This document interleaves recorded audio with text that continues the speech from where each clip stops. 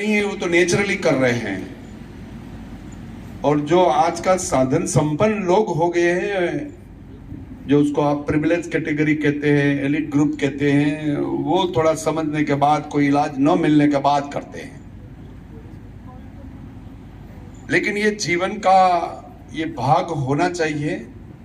ये भारतीय परंपरा है, अपनी जो ज्ञान परंपरा है, इसमें यही था। अभी ये एनईपी आने के बाद हमारे कई कुलपति महोदय उसके बारे में विचार करने लग गए हैं कि इंडियन नॉलेज सिस्टम में ये होना चाहिए, ये होना चाहिए। बहुत भारत का सांस्कृतिक विरासत बहुत सहज है, अब इतनी कॉम्प्लिकेटेड बनाने की जरूरत नहीं है। बहुत सहज है कि दूसरे के कल्याण में मेरा कल्याण है। अब देखिए, हम ऐसी चीज वस्तु का महत्व, सौंदर्य का महत्व और सुख भोग की जो इच्छा मन में जो बहुत होती है, वो भोगी रहते हैं। योगी कैसे बन सकते हैं? उसकी प्री कंडीशन है, बन नहीं सकते। अब इतने करने के बाद भी आपको योगी बनना है तो ये संभव नहीं है कि जिसके पास पदार्थ का महत्व है, पद का है। मान लो कि मैं कुलपति हूं तो मुझे अच्छी तरह सुनेंगे, मैं कुलपति नहीं हूं तो नहीं सुनेंगे। तो पदार्थ का महत्व ये है कि मान बढ़ाई, अनुकूलता प्रतिकूलता, ये भारत की जो व्यवस्था है इसमें ज्ञानी ऊपर है सर्वश्रेष्ठ। और ज्ञान किसको कहते हैं? ज्ञान इसको कहते हैं कि जिसके पास समझ और विवेक जीवन का है, वो ज्ञानी है। तो भारत में तो ये व्यवस्था थी। आज यदि गांव में आप जाइए, अभी हम एक बुक्स लिख रहे हैं, management of senior citizen of India, उसके बारे में एक लिख रहे हैं 60 के बाद।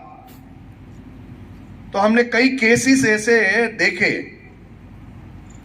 कि 100 इयर्स जो हमारे गांव में रहने वाले लोग 100 इयर्स से प्लस हैं, उसकी केस स्टडी हम ले रहे हैं कि उसका जीवन कैसा है, उसका बचपन कैसा था, क्या खाना खाता है, उसकी रहनी कहनी क्या है। इसके आधार पर हम एक कॉन्क्रीट रिमार्क्स लाएंगे कि क्या करना चाहिए और क्या नहीं करना चाहिए। आने वाली हैं बुक्स, वो भी हम प्रयोग कर रहे हैं। आपने देखा होगा कि जो गांव में रहने वाले लोग हैं, आज भी वो कड़ा कड़ियाता वाला पानी ताव आ जाता है, वो गर्म करके उसको रात को ये कर देती है हमारी माँ, और सुबह में वो पिला देती है। माँ सुदर्शन गणवटी है, वो भी ये जब मच्छर मॉस्किटो का जो ज्यादा बढ़ जाता है तो खाने लग जाते हैं। अब देखिए कि वो लोगों को कोई प्रॉब्लम नहीं है। मेरा एक ही मतलब है कि हमने श्रम छोड़ दिया है। ये शरीर है, उसको समझने की कोशिश नहीं की है, और शरीर में जो भी कहे वो अंदर डालते ही जाए, डालते ही जाए। काम करना नहीं है। दो तरह से मार पड़ रही है। एक तो श्रम छोड़ दिया है, और ऐसे लोगों जो एसी में रहने वाले लोगों हम जो है, तो हम भी देखते हैं कि ये घड़ी पहनी है तो कितने घंटे हम सन के जो एरिया है इसमें रहते हैं, सूर्यदेव की यहाँ नजदीक कितने रहते हैं। तो विटामिन B12 की कमी कम रहेगी, विटामिन D की कमी कम रहेगी। लेकिन हम लोगों ने क्या करते हैं यहाँ कि ये दौड़ इतनी जोर से लगाई दी है, ये पैसा वाली दौड़ जिसको मटेरियल वर्ल्ड कहते हैं हम, इसमें इतने मशगूर हो गए थे, अपने शरीर के लिए कुछ भी नहीं करते हैं। जो खुद के लिए कुछ नहीं कर सकते, दूसरे के लिए नहीं कर सकते हैं। इसकी भी ये प्री कंडीशन है। जो खुद का वो रक्षण कर सकता है, और दूसरों का रक्षण कर पाएगा। और खुद जो रक्षण नहीं कर पाता है, तो उससे निकली हुई वाणी का कोई प्रभाव नहीं पड़ता है। आपने देखा होगा कि जो आचरण करने वाले लोग हैं, वो बोलते हैं तो अलग बोलते हैं। आप देख रहे हैं कि महाभारत के जो गीता के संदेश में कृष्ण ने कहा कि मैंने सारी बातें आपको गुड राय से कह दिया, फिर भी आपको मेरी बात समझ में नहीं आती है, तो आपको कोई ऐसा महापुरुष के यहाँ जाना चाहिए कि जिसका आचरण बहुत बड़ा हो। इसमें राजा जनक का आचरण की बात ये हम उसने कही। अब देखो कि मिथिला का राज है, आनंद प्रमाद और भोग विलास की सारी सुविधा है, लेकिन राजा जनक को वो भोग विलास कभी टच नहीं कर पाया, उससे वो निर्लेप रहे। और निष्काम कर्मयोग का जो कोई श्रेष्ठ उदाहरण है तो राजा जनक है। तो हमारे पास ये सारी बातें हैं, लेकिन हम धीरे धीरे धीरे उससे हटकर, मैं एलोपैथी का कोई विरोधी नहीं हूं, कई जगह पर एलोपैथी जरूरी भी होगी, लेकिन छोटी मोटी 3 दिन में वायरल हो जाता है तो 3 दिन में ऐसे ही ठीक हो जाता है। हम तो 3 दिन राह देखते हैं, हम 3-4 दिन तो राह देखते हैं कि पैरासिटामोल नहीं खाना है एट एनी कॉस्ट। खाना है तो क्या खाना है कि हम महासुदर्शन गणवटी खाएंगे, यष्टिमती खाएंगे, पेट में गड़बड़ है तो चित्रागति वटी खाएंगे, सारे आयुर्वेद के उपचार करेंगे। और मैं ये गारंटी के साथ कहता हूं कि जो कुदरती व्यवस्था में रहते हैं उसको इतनी ज्यादा समस्या नहीं आएगी। लेकिन हमारे खाने पीने का, अब देखो कि मैं 300 एकड़ का लैंड वाला हूं, मेरे भाई को मैं कहता हूं कि देसी बाजरा बनाइए, क्योंकि मैं आपका पढ़ कर आजकल अवेयरनेस ज्यादा आ गई, तो मैंने कहा चलो वो करते हैं। तो कहते हैं कि 1 एकड़ में कुछ भी नहीं, कभी कभी हमारे जो पक्षी हैं सारे वो खा जाते हैं, उसको मीठा लगता है, पक्षी खा जाए तो पक्षी खा जाए, कोई बात नहीं, उसका नसीब में वो खा जाएगा। प्रयोग करे तो 2-3 वर्ष के बाद एक प्रयोग किया तो इसमें थोड़ी सफलता मिली हमें, तो हमें देसी बाजरा मिल गया। अब देसी बाजरा की रोटी आप बनाकर खाइए, और ये हाइब्रिड वाला जो है बड़ा बड़ा उत्पादन देने वाला 40-50 मन 1 बीघे से निकलता है हाइब्रिड, वो ये 10 मन निकलता है। मैंने कहा कि उसकी प्राइस रखनी चाहिए 7,000-8,000 मन 20 किलो का, तभी हमारे खेडूत को वो सहज रूप से उसका उत्पादन हो सकता है। अब ये कहे कि ये 700 में मिल रहा है हम 1200 देंगे, अरे 1200 से ये मामला होने वाला नहीं है। सरकार ये नेचुरल फार्मिंग में पढ़नी चाहिए, और इसलिए सरकार ने ये यूनिवर्सिटी भी बनाई। हमारे राज्यपाल साहब जो हैं वो सारे गुजरात में एक तपस्वी की तरह हर गांव में जाकर गाय का, गांव का और प्राकृतिक खेती का ये संदेश लेकर हर जगह पर जा रहा है। आपको ये देखना चाहिए कि हमारी पास छोटी सी जमीन है। देखो ये हमारे अजय सोनी जी मेरे मित्र हैं, मेरे साथ घर में छोटी जगह है, 400 वाट की जगह थी, तो चारे और थोड़ी 3-3 फुट जगह खाली थी, हमने देसी टमाटर लगा दिए, हमने बैंगन लगा दिए, हम मीठा लिमड़ा लगा दिए, कितना लगा दिया कि हमारा जो खाना था, और करेले के समय में करेली लगा देते थे, तूरिया लगा देते थे, सारे लगाकर हम वही खाते हैं, और जो बचता है हमारे स्टाफ को दे देते हैं कि आप भी खाओ। इसलिए ये सब कर सकते हैं, सवाल है आपकी इच्छा शक्ति का। इसलिए मैंने कहा कि मेरे पास 250 एकड़, 200 नहीं साहब 250 एकड़ है हमारे पास। यूनिवर्सिटी जंगल की 250 एकड़ जमीन है, फुल पानी है, जमीन बहुत अच्छी है। तो मैंने देखा कि ये नेचुरल फार्मिंग हमारी यूनिवर्सिटी है, और इसमें सहयोग मिल गया। आज कामधेनु यूनिवर्सिटी वो भी यही काम कर रही है, वेरी स्पेसिफिक यूनिवर्सिटी। तो ये नरेंद्र भाई का सपना था कि ये सारी स्पेसिफिक सेक्टोरियल यूनिवर्सिटी बनाए, और विश्व में जो काम नहीं हुआ है ऐसे कैसे करे यहां, दुनिया को आज नहीं तो कल। ये मेरी बात बराबर कान खोलकर सुन लीजिए, 10 बरस के बाद लोग ऑटोमेटिक देसी बाजरा ढूंढने के लिए आएंगे, और 7,000 नहीं 10,000 देकर भी ले जाएंगे। ये समय बहुत अब दूर नहीं रहा। अब देखिए कि 10 से 2 लोग को कैंसर ऑटोमेटिक हो रहा है। अब क्या खा रहे हैं मालूम है आपको? जो सब्जी खा रहे हैं इसमें इतनी पेस्टिसाइड हैं कि हम देखिए तो खा नहीं सकते, और रात में पंप लगाते हैं, गोभी का इतना बड़ा धड़ा कर देते हैं, और वो हम खाते हैं। अब कहे क्या, लोगों 142 करोड़ लोग हैं, उसको खाना देने के लिए क्या है? अब खाना देने का समय था तो वो तो हो गया, अब उसको जो देखभाल नहीं करेंगे तो भारत जो विकसित होने की जो विचारणा है, विभावना है, हमारा स्वप्न है कि 2047 में भारत विकसित बने, लेकिन वो विकसित आर्थिक विकसित बन जाएगा, मानव नहीं बचेगा तो क्या करेगा? जो ह्यूमन इंडेक्स तो एक इकोनॉमिक पैरामीटर से नहीं होता है, वो तो सार्वत्रिक होता है, होलिस्टिक होता है। आदमी जो रहे वो ठीक रहे। आज ऐसी स्थिति है कि भारत के 10 करोड़ लोग ही 60 इयर्स के ऊपर वाले लोग हैं, बहुत कम है। हमारे पास युवा धन है। आप देखो 80 करोड़ लोग तो युवा हैं, काम करने के लिए रेडी हैं। आप देखिए कि हमारा जापान है वृद्ध हो गया है, यूरोप वृद्ध हो गया है, अमेरिका वृद्ध हो जा रहा है। भारत युवान है, लेकिन उसकी बस्ती, उसका पॉपुलेशन वो ठीक से नहीं करेंगे तो ये बहुत बड़ी समस्या 2047 में आर्थिक संपन्न हो जाएंगे, लेकिन लोगों का निभाव कर्ज जीडीपी का 30% हो जाएगा। लोग दवा करने की लाइन में ही खड़े खड़े रहेंगे। अब तब समय आ गया है कि हम उठ जाए, जाग जाए, और जागने का काम हमारे प्रधानमंत्री, सम्माननीय प्रधानमंत्री कर रहे हैं।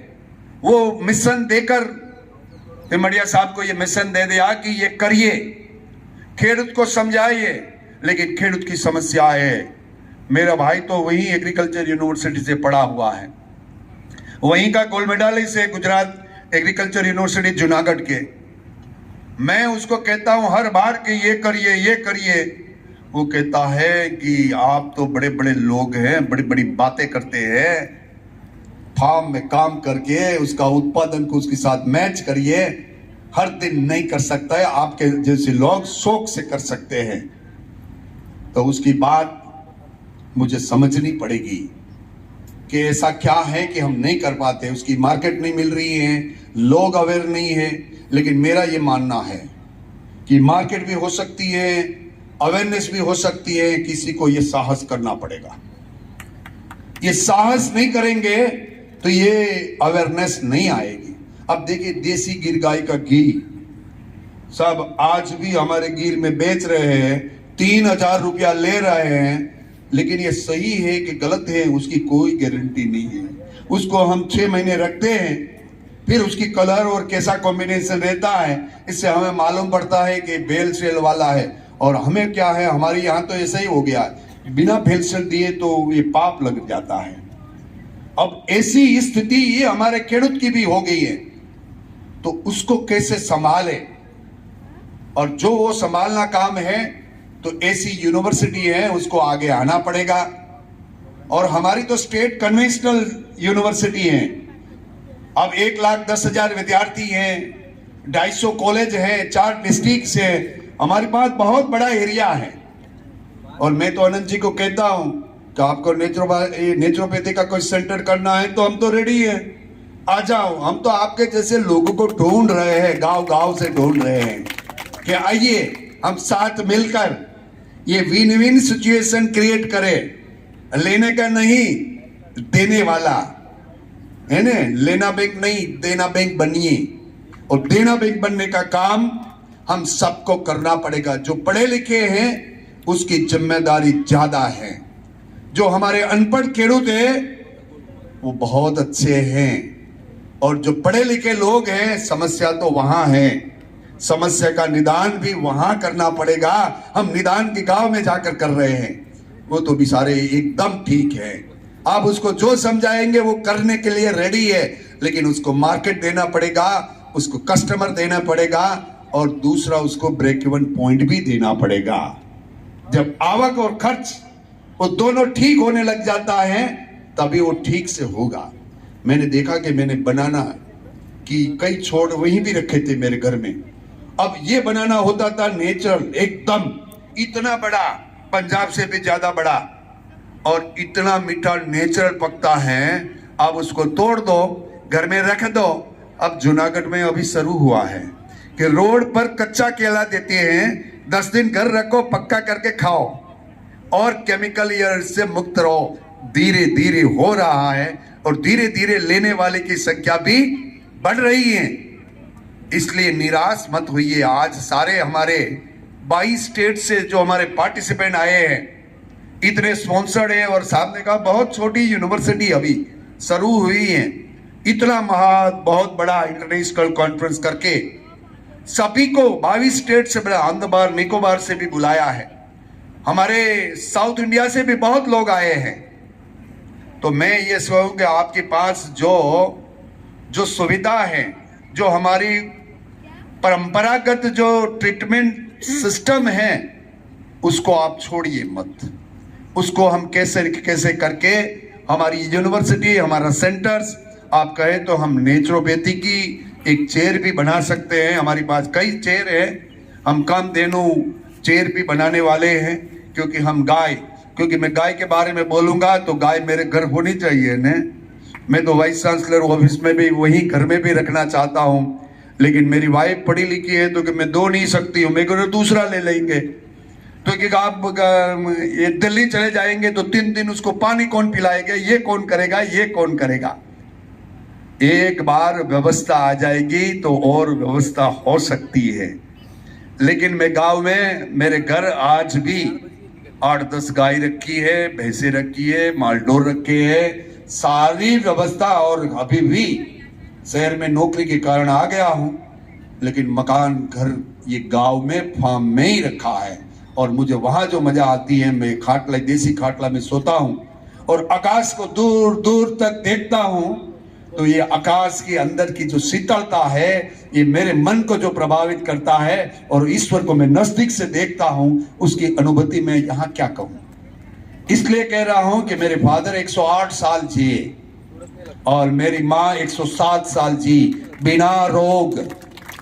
और मैंने जब मैं छोटा था तो मुझे तो मालूम नहीं है अभी, लेकिन जब बीमार पड़ता था तो कड़ा कड़ियाता वाला गुजरात में बहुत फेमस है, उसका उकाला कर पिला देती थी। कभी कभी राई का गरम करके माथा में लगा देती थी, पेट में थोर लगा देती थी, थोर का लाते थे, वो थोर यहाँ लगा देती थी, चुप चली जाए। कहीं नहीं तो जीवन मिक्सचर पिला देती थी हमारा आयुर्वेद का।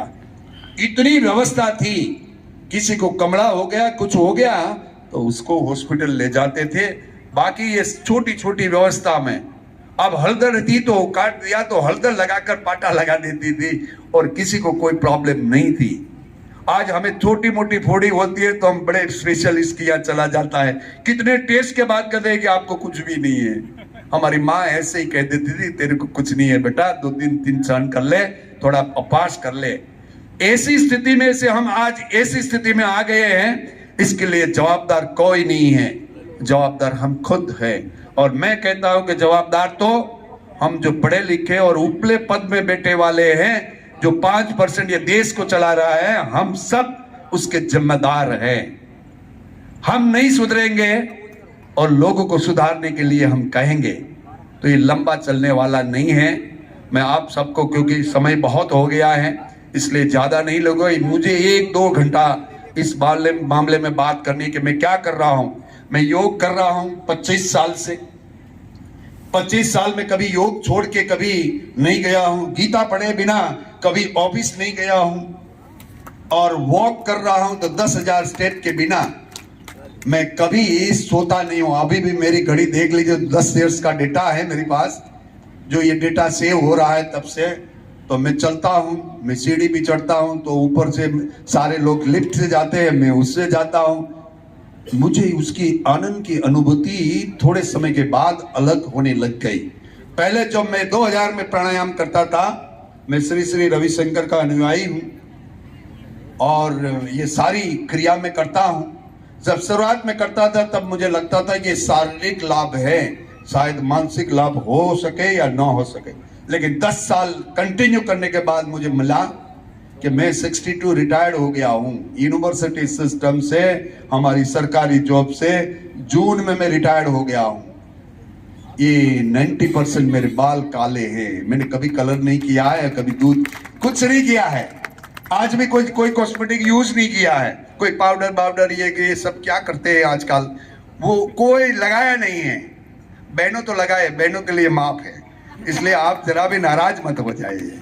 बहनों का ये वो सौंदर्य के है, वो शक्ति स्वरूप है और उसका वो तो उसको करे, लेकिन हमारे जैसे गांव के खेडूत को ये करने की जरूरत नहीं है, ये भ्रम में पड़ने की जरूरत नहीं है।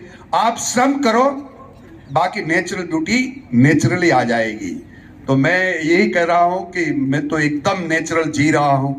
मुझे तो ऐसा मौका मिल जाए, साहब ने जो बताया कि 4 फुट ऊपर रख दे तो किसी को हो जाए, तो मैं कहता मैं ही प्रयोग करने लग जाऊं। लेकिन हमें डर लगता है कि हम प्रयोग कर दे और कोई जेल में भेज दे कि बड़ा हादसा हो गया। तो हमें थोड़ा डर लगता है कि ऊपर के पद पे बैठने वाले के लोगों को ज्यादा ध्यान रखनी चाहिए। उसकी व्यवहार, वाणी, वर्तन, बोलना, चलना, हर जगह पर उसको ध्यान रखना है। लेकिन नेचुरल ध्यान रखिए, ज्यादा ओवर कॉन्शियस होकर ध्यान मत रखिए, क्योंकि वो भी आपको कंट्रीब्यूशन खड़ा कर देगा। क्योंकि स्ट्रेस है, नींद आनी चाहिए। नींद तभी आएगी कि आप श्रम करेंगे ठीक से। बैठे बैठे खाएंगे तो नींद नहीं आ सकती। तो मेरे ख्याल से बहुत लंबा समय हो गया है। वो चिट्ठी दे इसके पहले मैं ये मेरी वाणी को विराम देता हूं। आप सबको प्रणाम करता हूं। हमारे जो एक्सपर्ट तीनों आए हैं, उसने जो बातें बताई, बहुत अच्छी बातें बताई। आज हमारे अजय सोनी जी आए, उसको मैंने 7-8 दिन से लगे थे कि पहले दिन आओ, पहले दिन आओ, और गवर्नर साहब होता और वो दिन आना होता तो बहुत अच्छा लगता। लेकिन यहाँ सिग्मा यूनिवर्सिटी में कॉन्वोकेशन था, तो कल मैं वहीं था, इसलिए नहीं आ पाया। मैंने कहा मैं 21 तारीख को आऊँगा। मेरे भारत के सारे पार्टिसिपेंट आए, उसको प्रणाम करूँगा। आपके पास जो ज्ञान है, वो ज्ञान को हम समाज के जन समाज तक पहुँचाएंगे। तो वही कॉन्फ्रेंस का अल्टीमेट ऑब्जेक्टिव है कि हम सबको एक साथ लेकर ये देश की सेवा में हम सम्मिलित हो। आप सबको प्रणाम करें, मेरी वाणी को विराम देता हूँ।